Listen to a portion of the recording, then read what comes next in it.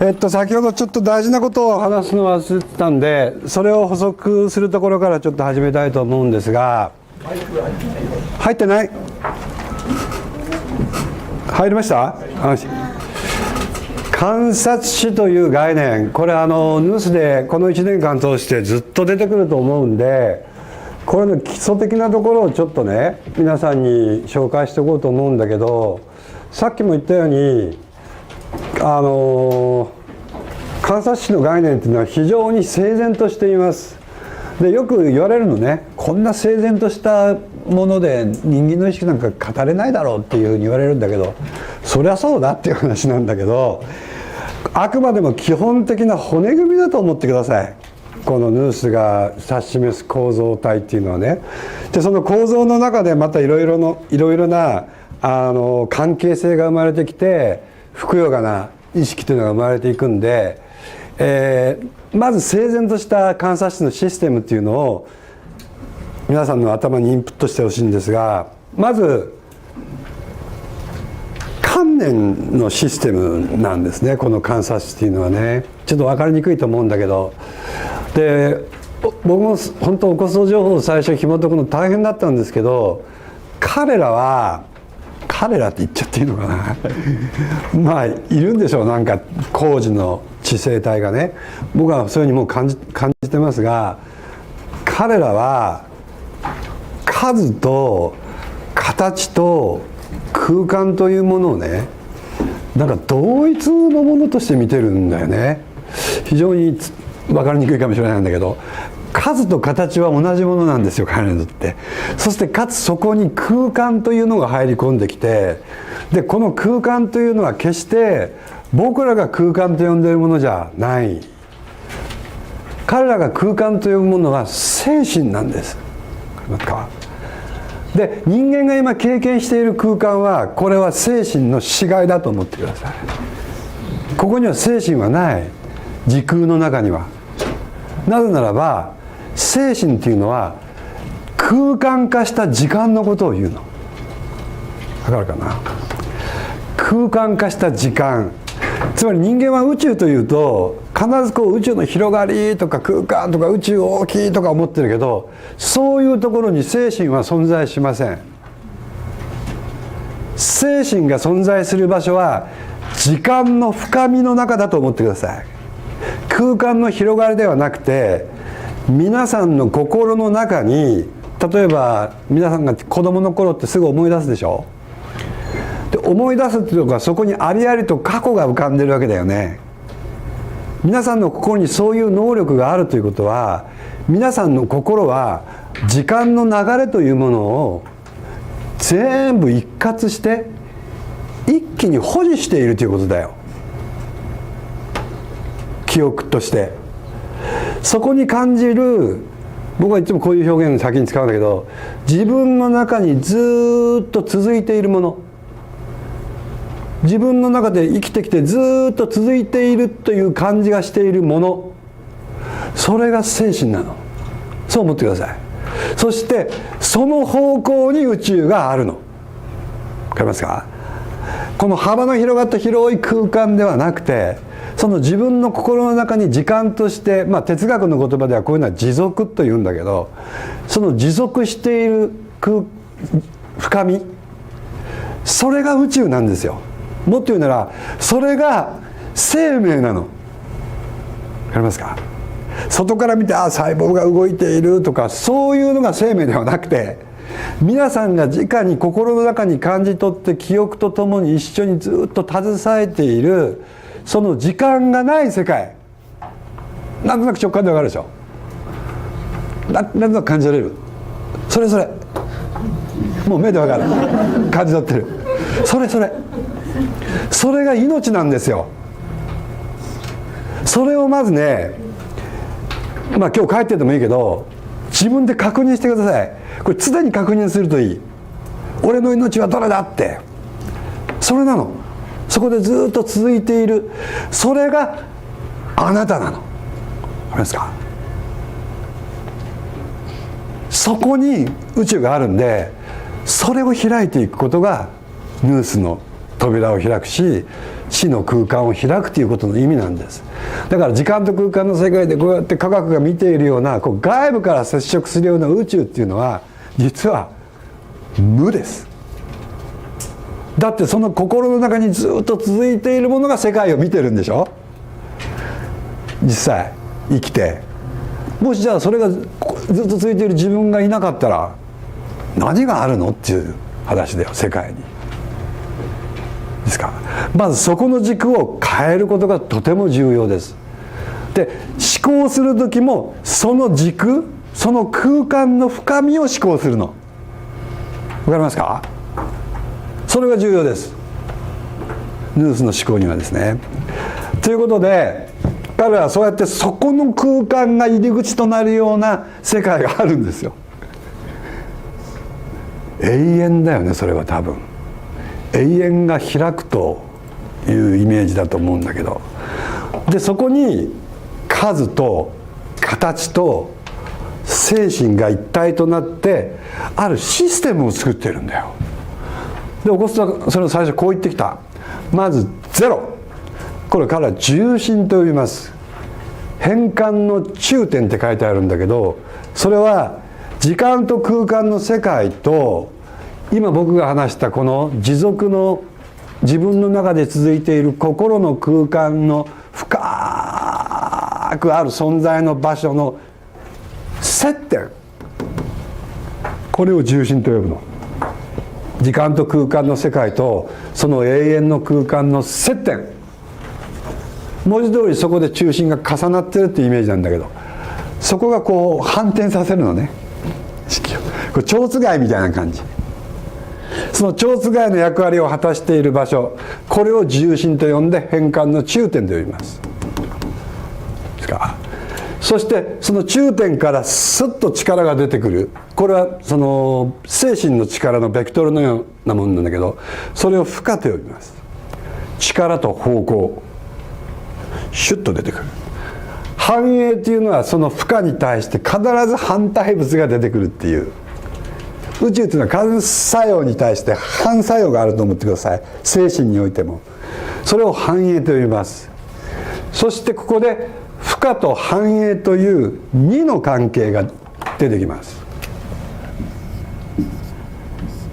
このことをヌースでは文字通り対価と呼びます。対に化ける。対に化けたら今度は対に化けたものを透過する力が出てきます。これは三角形ですね、イメージとしては。透過が出てきたらこの透過の反映が出てきます。つまり力と方向反映という前のシステムのこの基礎をこっち側に基礎が入り込んできて、透過に対して透過の反対物が出てくるというイメージです。これもだから対価です。ここもそうするとそれはこういう意味ですね。透過に対して反対物、これを中和と呼びます。もうこれだけ。あとは透過中和、それは透過と中和を透過する透過が出てきて、またその反対物が出てきて、透過中和透過中和透過中和透過中和透過中和透過、こっちでダーッと永遠とこの精神の運動が続行されていくっていう、これだけの秩序です、ね。ちょっと言葉じゃ分かりにくいんで皆さんの資料にもこういう図を載せています。これを簡単な幾何学イメージに置き換えるとこういうことですね。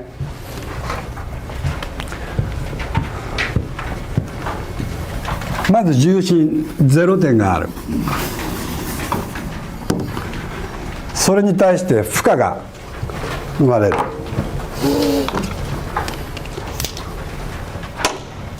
プラス1で負荷が生まれたでしょう。そうすると反映がマイナス1で生まれる。反対物です。奇数形はヌースです。反映はノスです。見てください、そういうふうに。じゃあ今度はこの負荷と反映が対価として存在しますから、これを透過するにはどうしたらいいかということで、宇宙はこの2つの関係の対称性を取ろうとして回るわけです。回ると赤は青だし青は赤だよっていうふうに言ってるようなもんじゃないですか。青は赤と同じもんだよ、いや赤も青と同じもんだよと言って透過するわけだから、透過する時には線の次元から円だからこう面的な次元に次元が上がってるわけだよね。統合する時には何かをこう、僕らの生活の間でもこう相手と揉めてて、その自己と他者が透過するためにはその2人をもう一つ上から見るような視点のところに上がらないと透過できない。それの幾何学的表現だと思えばいいです。透過する時は次元が上がる。2つの異なるものを対称性を作る時は次元が上がる。その端的な表現が回転だということなの。これとても大事。さっき言いましたよね。ヌースとは回転する、旋回する知性と呼ばれていた。神様が宇宙を作っていく時には風車のように回っていくの。くるくるくるくるくるくるくるくるくるくるくるくるくるくるくると風にこう上昇するような形で、そういう旋回するというのがこの透過の精神のイメージです。旋回していくですか。でこれで透過できちゃった。でも透過する回転に対して逆回転っていうのはあるよねっていう話に当然なるわけだよ。逆回転、それはこの透過の精神に対する反映物だから中和になってしまう。つまり右回転に対して左回転が出てくると結局回ってねえぞみたいな話になるじゃない。相殺されちゃうから回転が。それが中和の状態です。だから中和の状態にはまた透過が見えなくなる。透過は見えないんだけど己自身は透過の反映だから透過された痕跡は残る。でも透過は忘れ去られてるっていうやつなの。これの累積が物質と人間だと思えばいい。さっきのヌースとムスで透過された痕跡は残ってるの。何として？物質として。でもどのように透過が行われていったかというプロセスは中和側の人間には全く見えない。そういう関係です。この透過と中和っていうのは。ですか。じゃあこの透過と中和を透過するにはどうしたらいいのって話になるの。この右回転と左回転の対称性を取るにはこっちで回転させればいい。そうすると球体の次元に上がっていきます。当然その回転にも反対が出てくる。そうやって精神は空間を幾何学的に回転によって成長させていくと思ってください。簡単な例だよ。でもこれはまだ見えるものだからいいよね。見えるものっていうか三次元内部の話だから。ここから先が精神なの、本当の。これも一応観察値で表すこともヌースはやりますよ。プサイの次元ではないんだけど、アルファっていうここにはちょっと書いてないんだけど空間観察っていう世界なんだけど、ここがスタートなの。プサイはここから上、この3次元の球体から対価ってどれってなるよね。今度はね、3次元の球体にとって対価ってのは何だと思いますか？今だからヌース、ベテランヌースの方。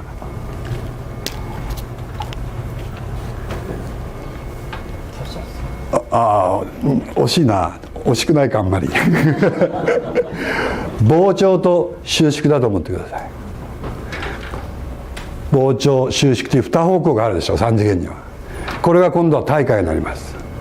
それを透過するわけだから、マクロイコールミクロ、ミクロイコールマクロというような回転が見えれば、我々はこの3次元空間から出ている私たちの精神にアクセスしていきます。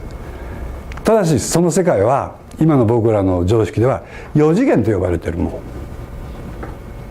ミクロイコールマクロ、マクロイコールミクロって認識できないもん、3次元意識では。そこからがヌースの世界です思ってください。それで、そこからプサイ1プサイ2プサイ3というふうに観察視の世界が始まっていくんですが、それにはいろんな道具を使います。皆さんのプリントにも、書いてますが、ヌースにはいろんな思考装置を使っていくんですが、簡単に3つだけ紹介しておきます。この次元観察視の世界が見えてくると、次元というものの本当の意味が分かってきます。今僕らは数学っていうか物理学が扱っている直線的な1次元2次元3次元っていうような形で直行する線で次元を作ってますね。おごつたちはこういうのを次元と呼びません。そんなものは次元がない世界だと言います。次元というのは球体が単位になっていると言ってます。その球体が単位になった次元を作っていくのが実はプラトン立体と呼ばれる幾何学体です。正四面体とか正六面体とか、スピリチュアルの世界ではマカバと呼ばれているものがありますね。正四面体が2つ合体する。それが実はこの、観察視構造を作っていく骨格になっているもので、こう見てもらったら分かるんだけど、このマカバをはめ込むと、こっちから見ると六芒星ですね。六芒星の形がザーッと階層的になってます。これは基本的にはサイコロの形、正六面体を一つの頂点方向から見たものです。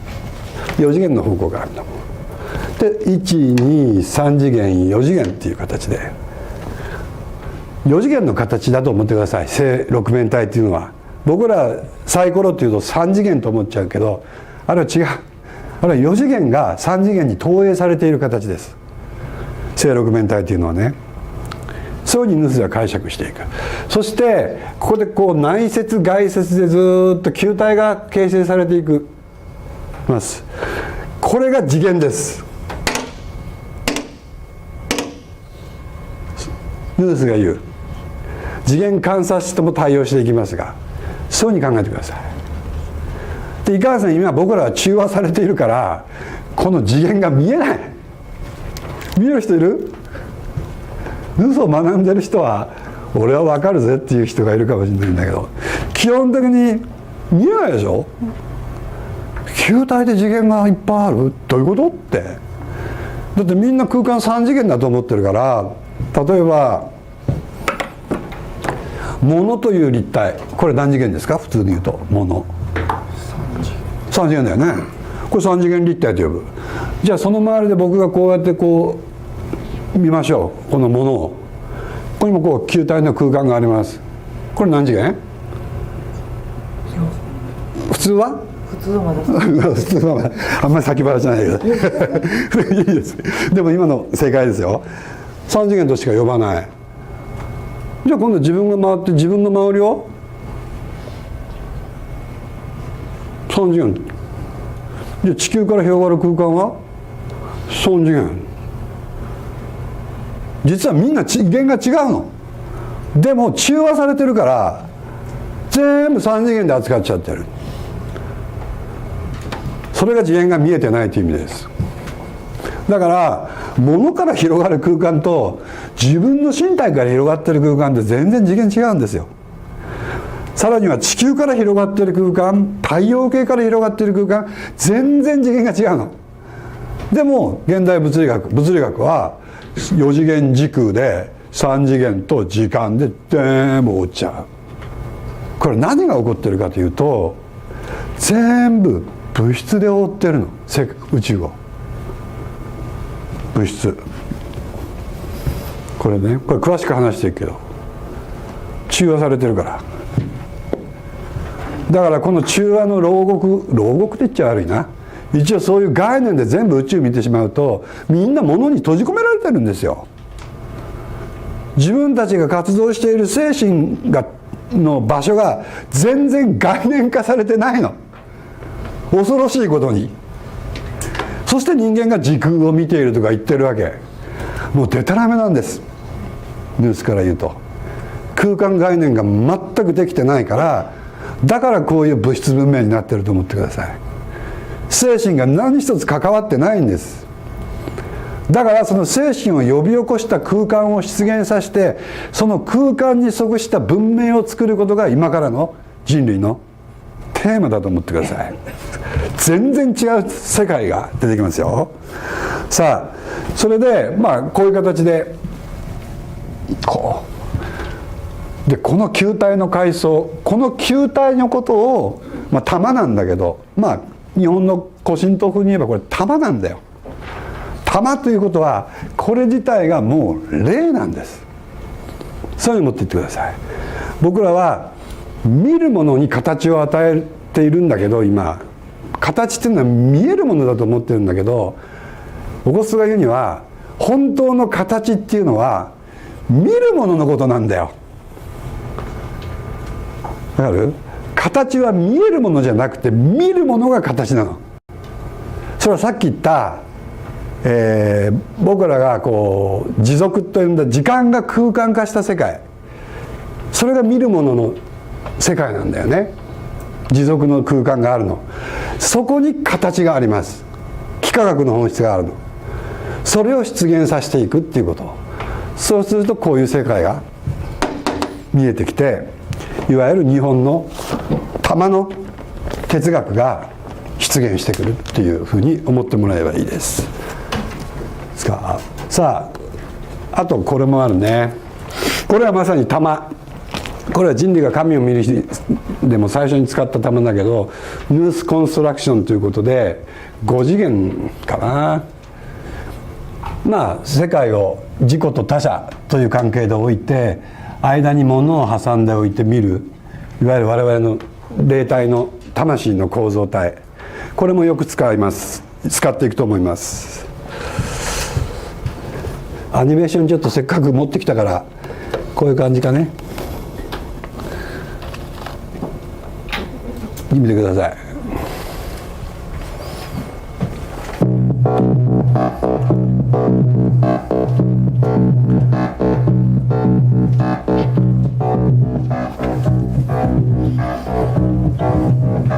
傘ちょっとできる。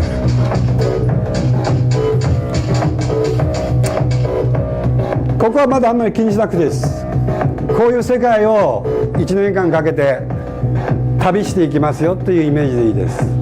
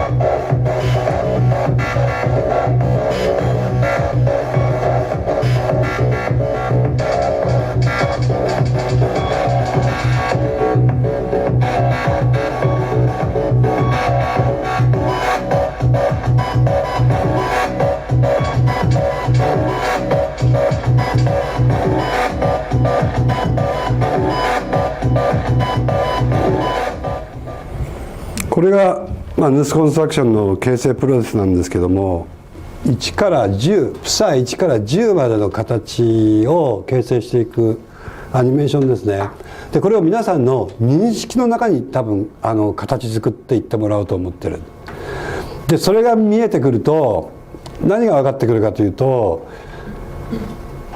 素粒子の世界と接続してくるんですね。このヌースコンストラクションは自分たちの認識していくその次元構造が、それが見ミクロ世界に映されているものが素粒子だったっていうような形で、素粒子空間への侵入というふうに言ってもいいかもしれない。さっきヌースが最初から駆け上がっていくところがあったよね、ケーブコンパス、ケーブユニバースのモデルで。そこに入っていくための立体地図みたいなものだと思ってください。これが NC というやつです。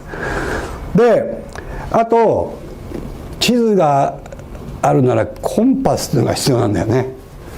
で一番実はヌースで対応するのがこのケーブコンパスというやつで、今日もこの後からする話ではこのケーブコンパスを使おうと思いますが、これは霊的空間が出てくると面倒くさいんだよ。とにかく構造がすごいふくよかになっていて、ましてや私の世界とあなたの世界というような空間が違う世界として存在しているので、その関係を絶えず包囲を取っていくというかな、今僕はどこにいるんだろうみたいなところで取っていくための、船でいうと船乗りでいうと羅針盤みたいなものが必要になってくるのね。